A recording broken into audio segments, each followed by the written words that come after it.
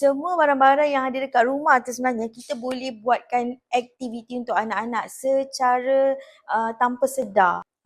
Okey, so sebenarnya kan ramai mami daddy dekat luar sana bila mana nak rangsang perkembangan anak tu mesti mereka fikir kena keluarkan kos yang banyak, okey, kena keluarkan kos yang mahal juga kan. Tapi sebenarnya tidak. Semua barang-barang yang ada dekat rumah tu sebenarnya kita boleh buatkan aktiviti untuk anak-anak secara tanpa sedar. Okey, contohnya apa? Contohnya macam tepung. Tepung sebenarnya dia berguna untuk aktiviti sensori. Lagi apa? Mainan-mainan yang kat dapur tu. Contohnya itu adalah barang mami kan. Sebab mami biasa masak-masak dekat rumah kan.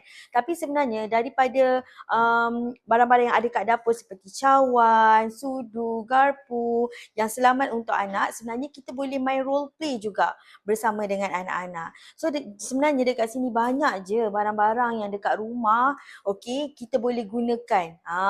Dan ada juga yang tanya saya biasanya, untuk buat Play-Doh. So sebenarnya Play-Doh tak perlu beli pun sebenarnya. Kita ada tepung, kita ada garam, kita ada pewarna makanan dan kita boleh buat. So itu adalah salah satu juga barang jimat kos sebenarnya yang kita boleh buat aktiviti bersama dengan anak-anak. Okay, so hopefully membantu dan sedikit sebanyak memberi tips kepada mami daddy semua.